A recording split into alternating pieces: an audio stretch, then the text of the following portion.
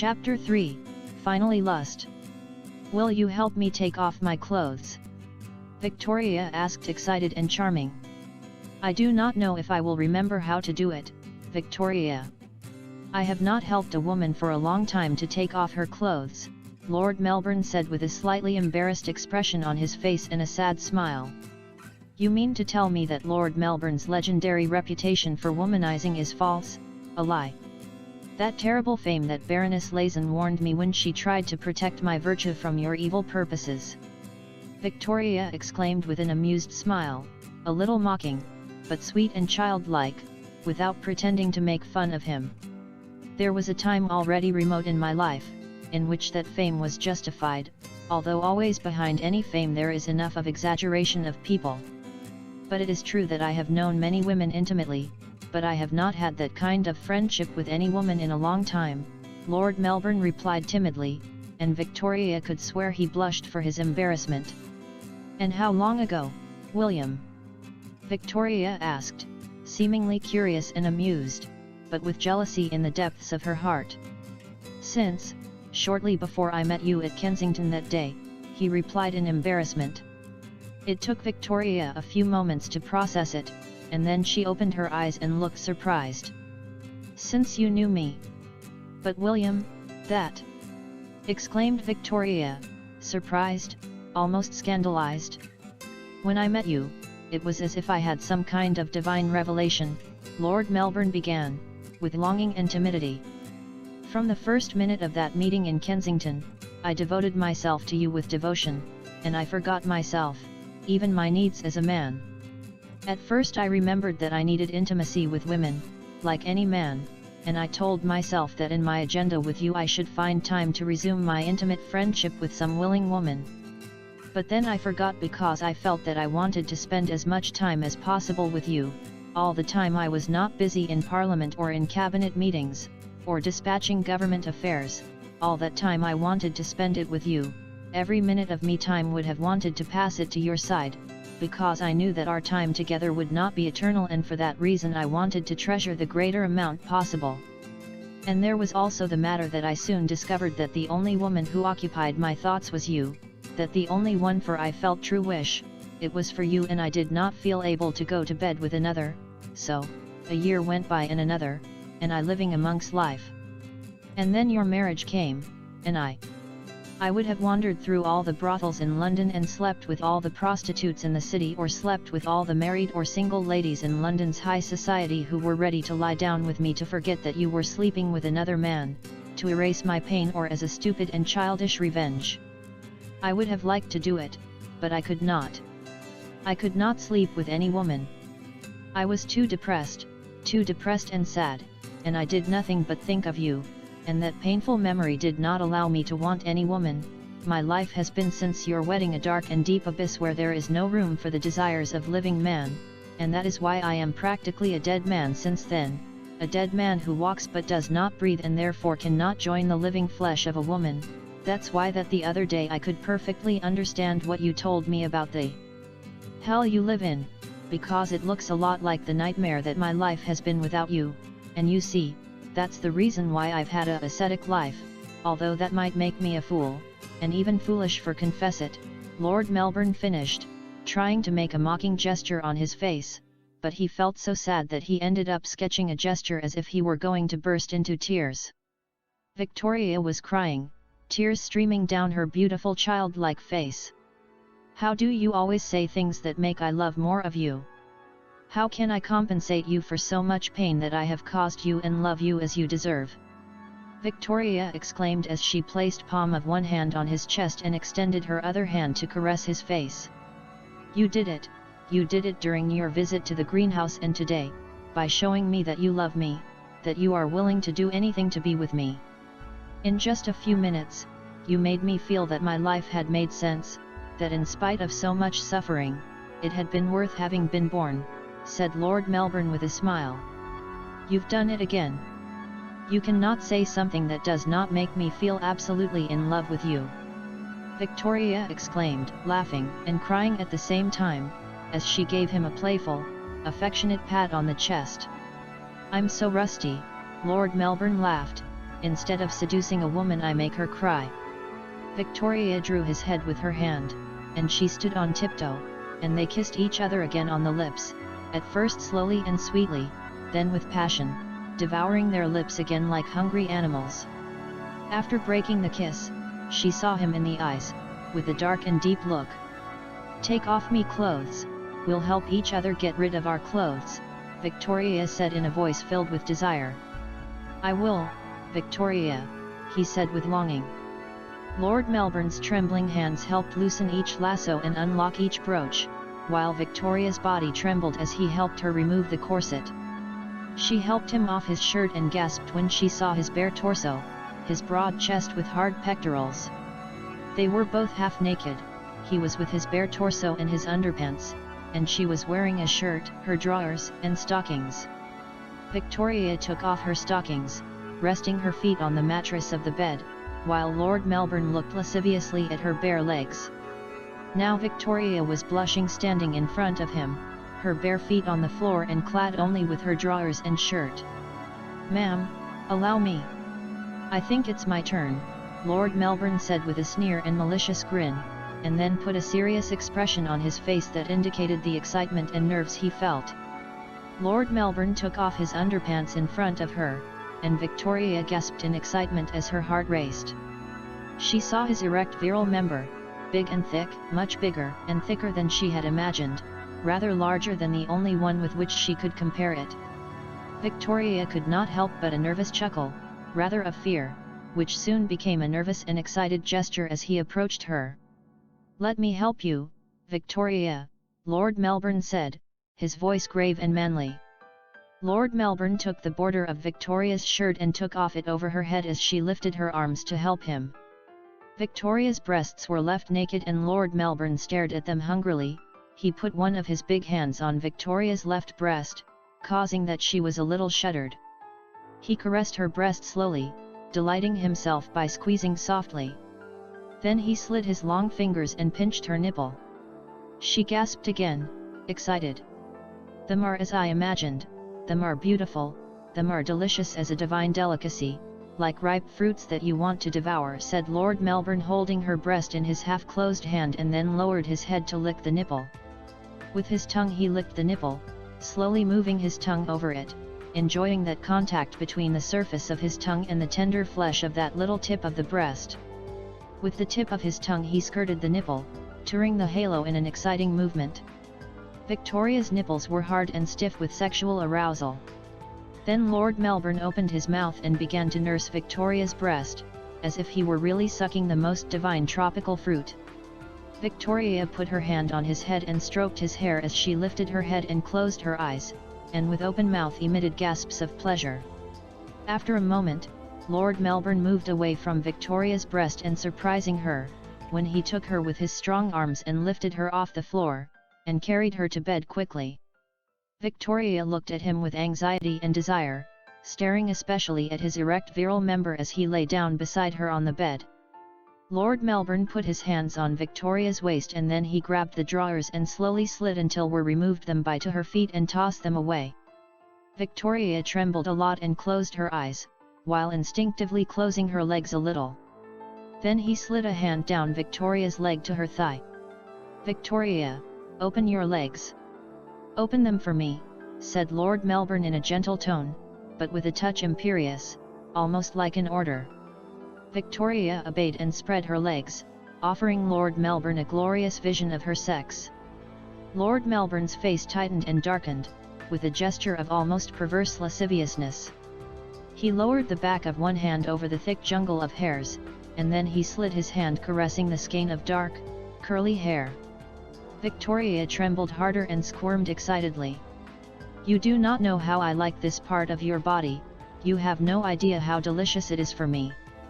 Many times I imagined what it would be, and sometimes when I saw you dressed in layers of clothes, in my mind I imagined with lust how it would be to be able to see beneath all those clothes and discover the marvelous sight of your sex," said Lord Melbourne, while stroking Victoria's sex with the back of his hand, and then with his fingers he gently stroked Victoria's skin around the area delimited by her jungle of pubic hair, with his index finger stroked the area of skin between the vagina.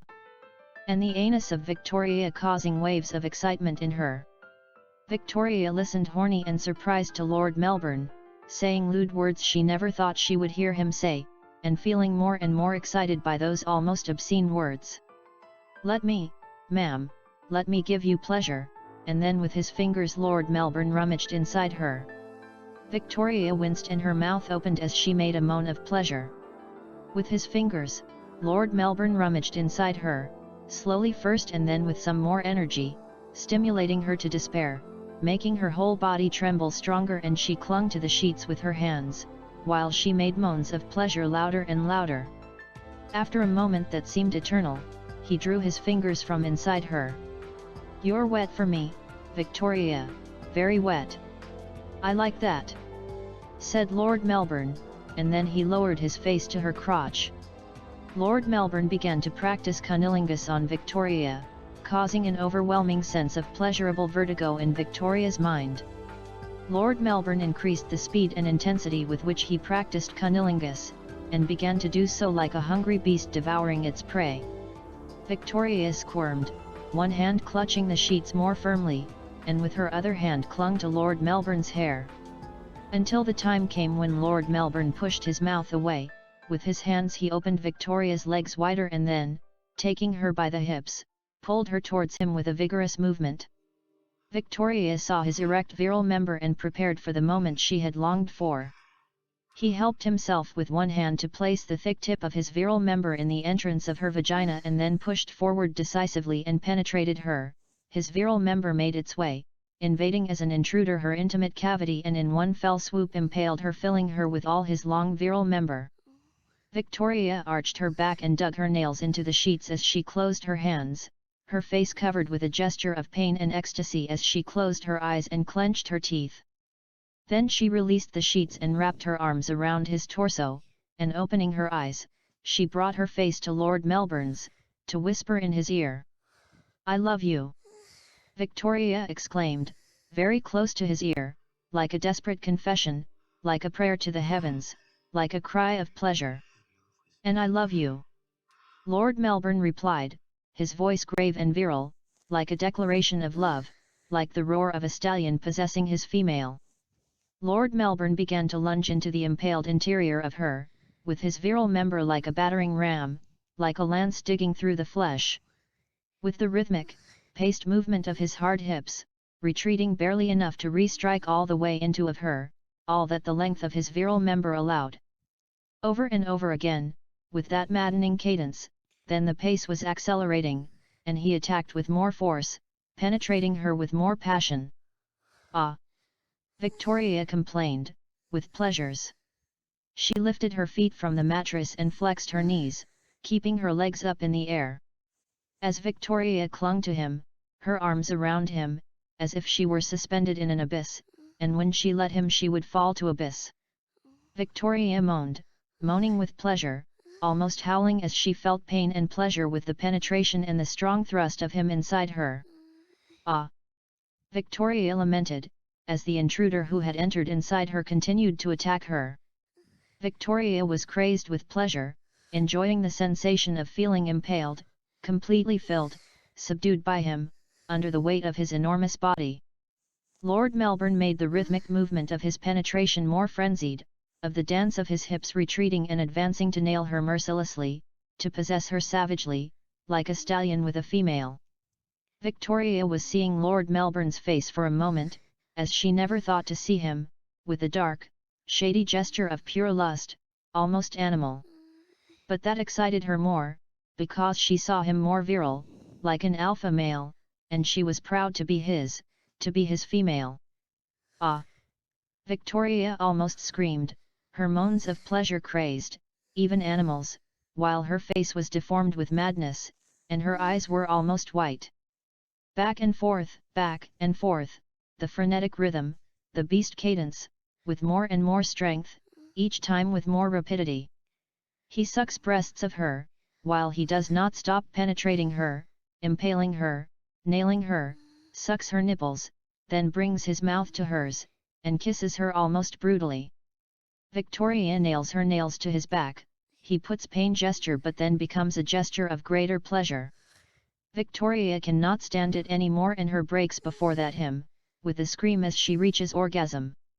Lord Melbourne continues ramming on, he continues with his frantic movement, until he also reaches his climax, and spills his seed inside her.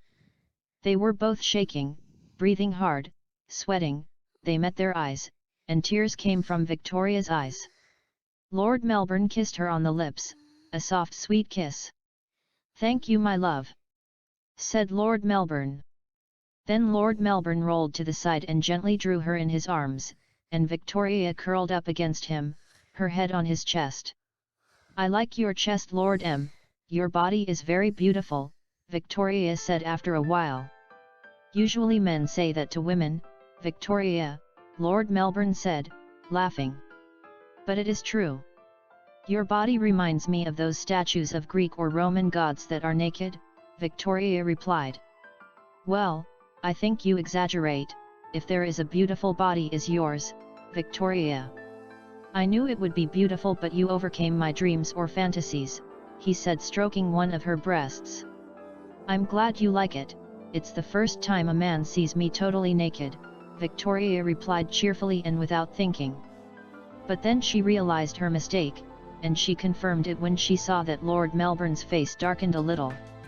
Though it could console him a little to know that Albert was so foolish and puritanical as to always make love to her covered in a nightgown and without undressing her completely, on the other hand, reminded him that she had had sex with him many times in recent years, and that she still shared his bed. "I'm sorry, I did not want to," Victoria apologized anguished. "All right, nothing happens, we are adults and mature, Victoria. Besides, I'm glad to have the privilege of being the first man to see you totally naked," replied Lord Melbourne affectionately, kissing her on the mouth. "Lord M, how do you make it so late?" Victoria asked curiously. "What, Victoria?" he asked strangely. "You know. How do you do to be so long inside me before releasing your seed?" she replied with curious innocence. Lord Melbourne could not help but smile with irony and mockery, and feel a petty pleasure, so the little Albert was one of those who finished very fast. "I suppose it's the experience, do you like it?" Lord Melbourne said curiously.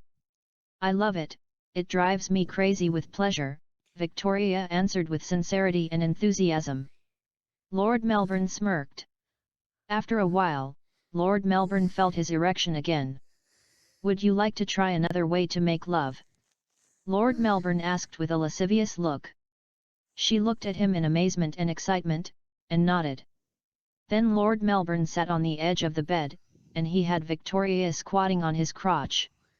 Then he made her stand up and then guided her and helped with his hand so that when she lowered her body would be impaled.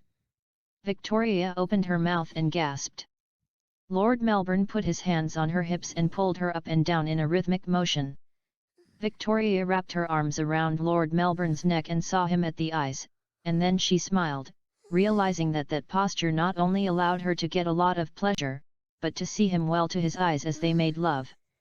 They did not stop looking at each other all the time she was riding on his crotch, up and down, while her breasts danced up and down.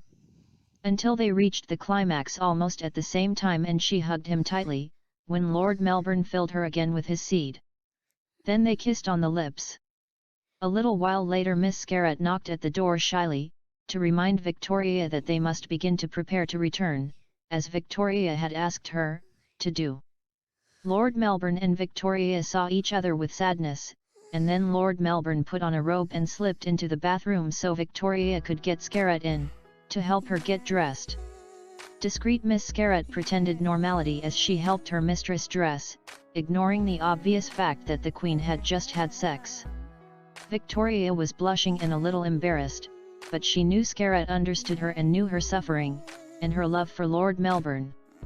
Victoria was barely cleaned, leaving a more thorough cleaning by the time she got to her own house, so she even carried the seed of Lord Melbourne within her. When she finished dressing, Victoria had Miss Scarrett come out for waited her outside, to see Lord Melbourne dressing. He came out of the bathroom and raised an eyebrow when he saw her with a lascivious look and a mischievous smile. I want to see you naked, again, and see how you dressing like an Ottoman sultan when he sees a concubine of his harem, naked, and dressing in front of him, said Victoria mockingly. I thought I had gone to bed with the Queen of the British Empire and not with the Sultan of the Ottoman Empire, and I did not know that I was a harem concubine, replied Lord Melbourne mockingly. But, I have no problem in pleasing her, ma'am. Lord Melbourne took off his robe and stood naked in front of her, while Victoria bit her lower lip.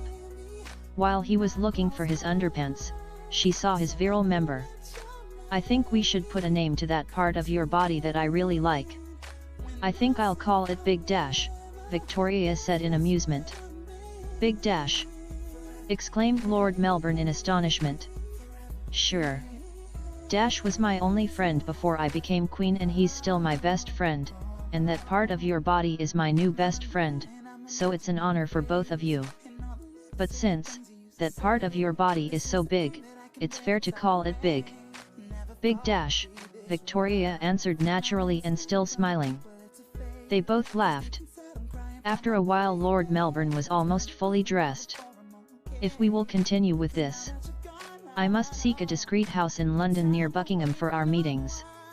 Neither Dover House nor Brocket Hall are convenient, they are very risky places, said Lord Melbourne soberly and thoughtfully as he pulled on his tie. Our own love nest? Victoria asked excitedly as she got up from the bed and approached him. Yes, something like that, he said, smiling. She kissed him passionately on the lips. I'm glad, Lord M, but perhaps it will not be necessary. Probably have a much better alternative, Victoria said enthusiastically. Victoria, you must be careful, do not go to. Was going to say Lord Melbourne but she silenced him with a kiss on the lips. Trust me, she replied. Later, Lord Melbourne was saying goodbye to her at the front door of the mansion, while the carriage awaited her. Both were happy on the one hand, for what had happened, and sad on the other, for having to part again. See you soon, ma'am. I hope, said Lord Melbourne, after kissing the back of her hand. Of course, see you soon, my dear Lord M, Victoria said excitedly. When Lord Melbourne helped her into the carriage, she whispered in his ear. I cannot wait to see Big Dash again. Lord Melbourne had to make an effort not to laugh, and saw that she waited until closing the carriage door to laugh like a mischievous child while at her side Miss Scarlett blushed and smiled cheerfully to see her queen happy, as she had not seen her in a long time. Then he saw the carriage go away, but this time with joy and a little hope in his heart.